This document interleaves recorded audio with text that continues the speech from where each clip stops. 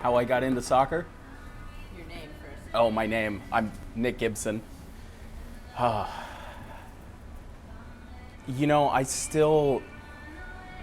asked myself that question so many times, and I don't have a good solid answer because it was such an amorphous it was a blob of a thing. And it's so much of my life now, like so much of my friends, my family, and to try and think back of where it actually started is really hard. I have always, I've always been involved with the sport. I haven't always loved the sport, but when I was a kid, I played on little, rec teams, and I remember going to, dirt fields where we'd play, the little U5s kind of team, like crawling around the ball.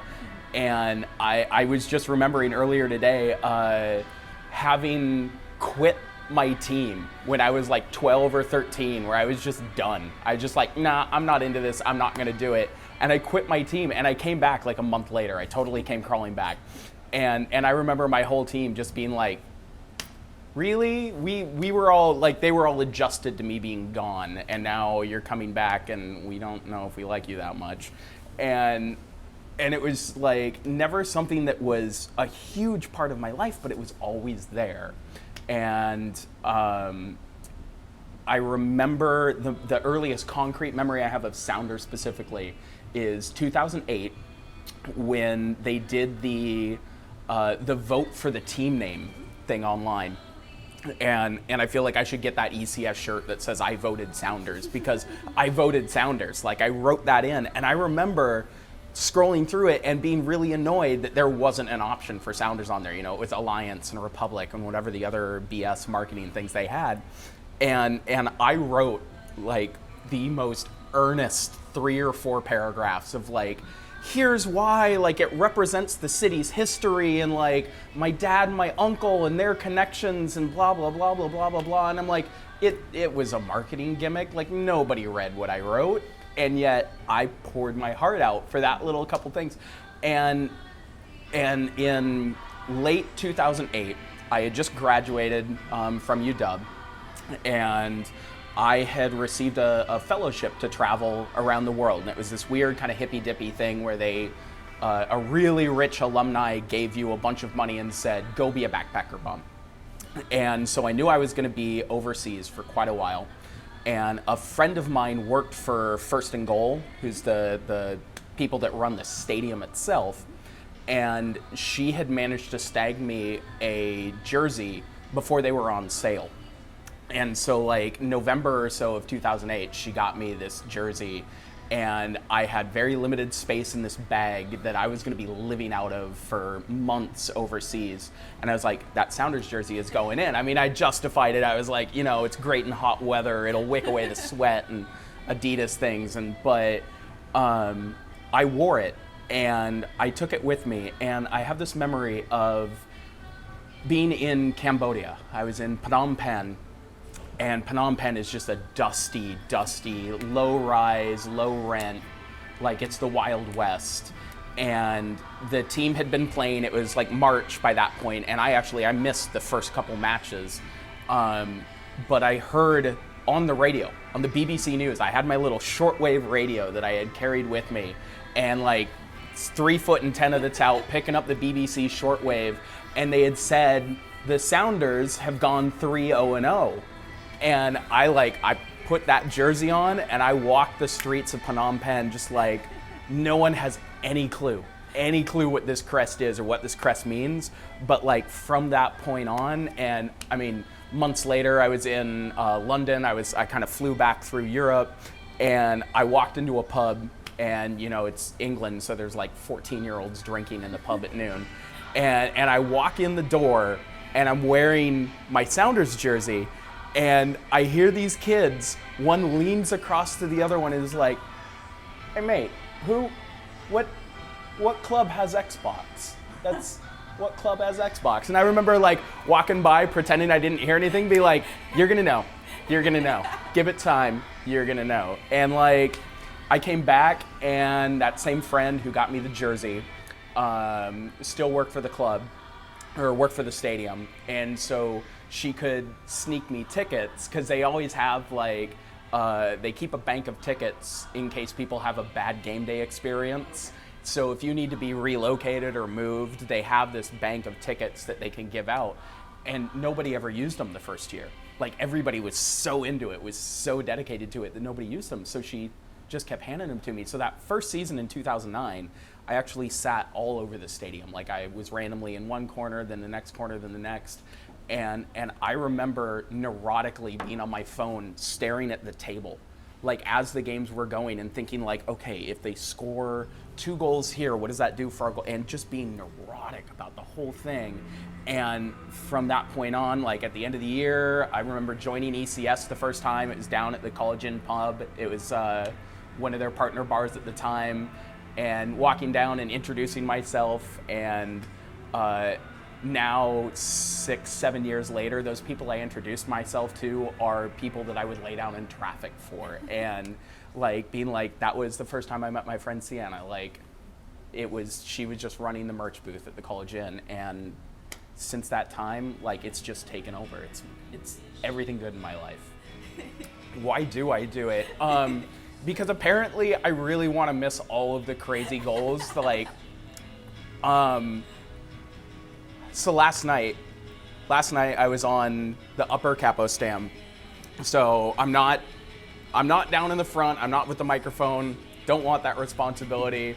What's really fun of being one of the assistant kind of our constellation of capos all around is that I'm keeping everybody in time. I'm keeping everybody in it. I'm keeping everybody with it. I say it's like 50-50 between cheerleader and drill sergeant. Like there's part of me that's like, yay, come on, everybody, let's like go for our club. And there's other parts that's like, you need to sing, like get into it. Like just feel my eyes bulge out of their sockets as I'm trying to get aggro with somebody. But like last night,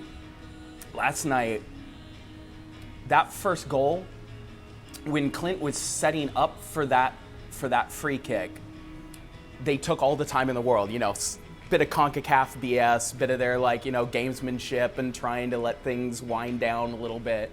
And everybody is doing the one, and everybody's getting into it, and they got their jazz hands going, and you see people kind of be like, this is taking a really long time, and they're starting to get a little disappointed and like just screaming at people like, it only works if we all do it, like everybody get into it. And standing there, and I'm facing towards the crowd, and I'm seeing hundreds, thousands of eyes in front of me, and they're all looking past me, and they're all looking through me, and there's an intimacy that I don't think people in the stands realize they're a part of. That like when you're on that capo stand, like you're seeing all of the emotions on everyone's face, and it's so cool. It's magic. And it was magic because for 30, 40, 50 seconds, we're trying to egg people on, just keep doing it, just keep doing it, just keep doing it. And it worked. And when it worked and that goal went in, and I'm watching on the screen up above me, like 2-second delay on everything, and it's gone in because the whole place just loses it. And everybody just goes ape. And I stood there and I couldn't react. I just deflated. And I just stood on that stand and just my shoulders drooped, and I just stood there because I couldn't believe it had happened. And that experience, to see everyone stay focused on that goal, to stay invested, to stay into it, and then to have that payoff and watch it. And literally both of my roommates, favorite people in the whole goddamn world, and I'm sorry, you're not supposed to rank friends and judge people like that, but they're the best. If you're watching, you're the best. They were right there with me. And the first thing I remember is my buddy Chip has his hand is on the back of my skull, and he's just right there, and he's not even yelling at me. He's not even he's just so lost in he doesn't know what to do with his hands, and everybody's so overwhelmed. And to be in the center of that is the coolest thing in the world, and it's an honor. It's something I also only want to do 3 or 4 times a year because God, I feel terrible today. I am rough. I'm rough, but it is so worth it, and it is the most, to be lost in a crowd like that is a rare and beautiful thing. That's my trump card. Whenever somebody's telling about like, oh, here's how into the Sounders I am, here's how connected I am, I'm always like, here's the deal. So my Uncle Dave, mom's side, my mom was the only daughter. She had 3 brothers. She was the oldest, and my Uncle Dave was the youngest, and so he was the baby of the family. And he was always the black sheep. And he grew up in Bellevue loving soccer. And I don't know where that love really came from. We've never actually talked about that. But it was always kind of the family lore. Was Unky Dave was the weirdo who played soccer like professionally in his youth. And so that was like about 75, 76. He was actually on the reserve squad for the NASL Sounders. And he's a little estranged from the family. He lives all the way out in Montana. He teaches high school biology and teaches the women's team. He was OSU's varsity women's coach for a while. But my dad went and watched him play in the Kingdom.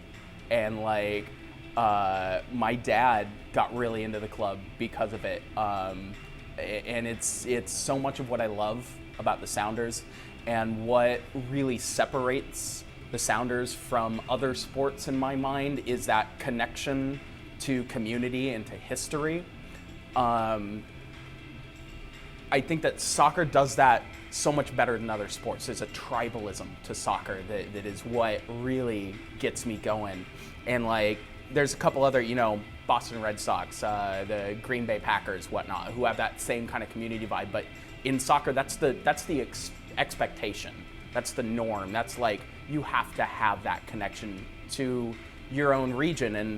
And my dad and my uncle would go down to Portland. Like they traveled away down to Portland and went to the soccer bowl that the Sounders were in.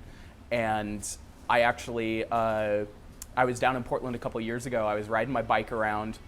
I was there with some bike friends and popped open my phone and saw on Sounder at Heart that the Reign were playing like I think it was even a preseason. It might not have even been a league match, but they were playing against the Thorns down there. And I was like, yeah, sure, why not? I'll ditch my friends for a couple hours and ride my bike over to the stadium. And I was texting with my dad, and I sent him a photo from where I was in the stadium. And he sent me back the little note saying, when I went down to Portland in '78 with your uncle to watch the soccer bowl, we were in that section. And it's the away section, because I specifically asked at the gate, I was like, I want, and I had to point it out on the map and be like, because that's the only place in that stadium where I'm ever going to feel comfortable. Not that I ever feel comfortable there, because, F them, and yeah, I could go on. But like, that bit of like my dad saying like, your uncle who played for the club and I sat in those seats, and before you were born, we're into it.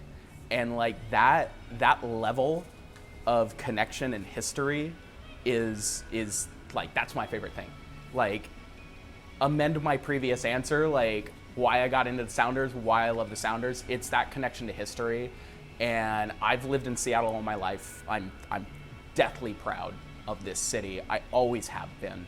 My my family goes back three or four generations on both sides, and I love that sense of place, and I love this place. I think it's truly unique, truly special. I've been all over the world, and this sport and this club does that connection better than another. And it's things like that. It's like my uncle.